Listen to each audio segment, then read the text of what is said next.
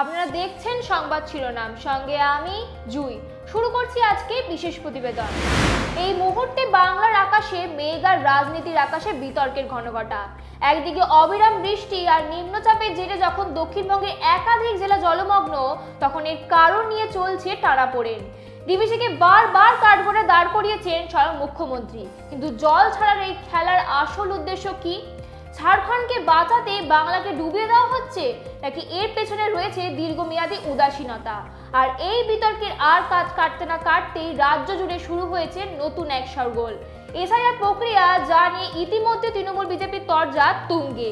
প্রশ্ন উঠছে, ভোটার তালিকা কি এবার সরকারই ঠিক করবে? আর এসবের মাঝে আরও এক চাঞ্চল্যকর অভিযোগ, রাজ্যকে না জানিয়ে নাকি 1000 সরকারি কর্মীকে নিয়ে যাওয়া হয়েছে দিল্লিতে ট্রেনিং এর জন্য, যেখানে মানুষকে বাংলার নিত্য নতুন অভিযোগ উঠছে। যেখানে এই ধরনের পদক্ষেপ কি আরো বড় বিপদের ইঙ্গিত? চলুন জেনে নিই বিস্তারিত।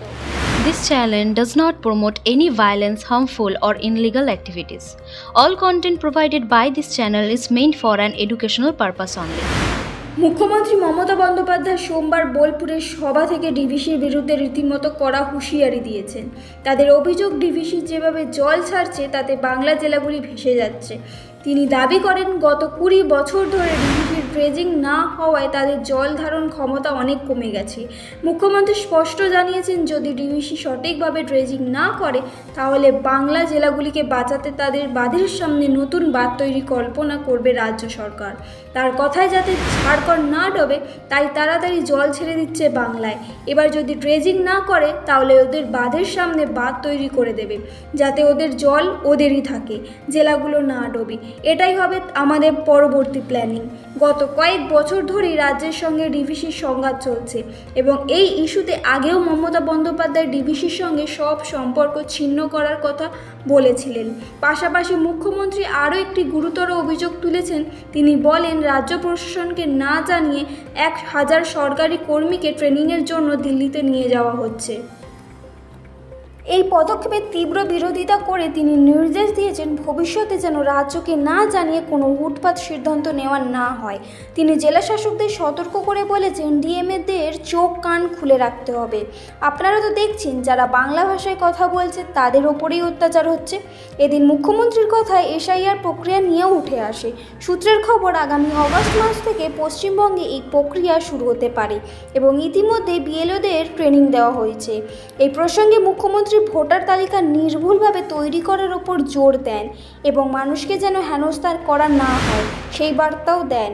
তিনি আধিকারিকদের উদ্দেশ্যে বলেন, কোনো নির্দেশ এলে মুখ্য সচিবকে জানাবেন। আমাদের না জানিয়ে হুটপাট সিদ্ধান্ত নিয়ে নিচ্ছেন, কখনোই এই জিনিস হয়নি। ভয় দেখালেই আপনারা ভয় পাবেন, তাহলে ঘরে বসে থাকুন।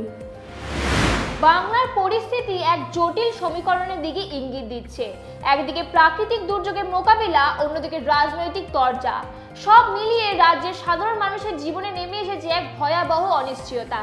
ডিভিসির সঙ্গে সংঘাত, এসআইআর প্রক্রিয়া নিয়ে উদ্বেগ এবং সরকারি কর্মীদের প্রশিক্ষণ নিয়ে মুখ্যমন্ত্রীর এই মন্তব্যগুলি রাজ্যের প্রশাসনিক ও রাজনৈতিক ভবিষ্যৎ নিয়ে নতুন করে প্রশ্ন করছে।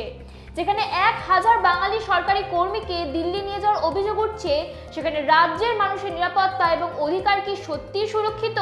এই প্রশ্ন এখন বাংলার আপনার জনতার মুখে মুখে। দেখতে থাকুন, সঙ্গে থাকুন সংবাদ শিরোনাম। নমস্কার।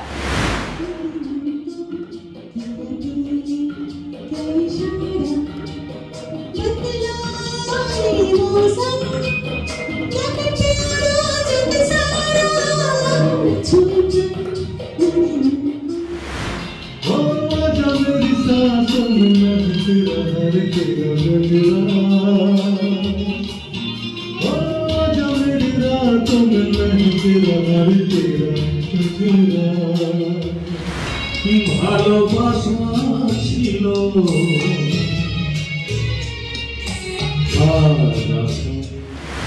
4 আগস্ট কিশোর কুমারের 96তম জন্মদিন। বাঙালির প্রিয় শিল্পী, বিশ্ব বাঙালির প্রিয় শিল্পী। আমরা আসছি কিশোর স্মরণে।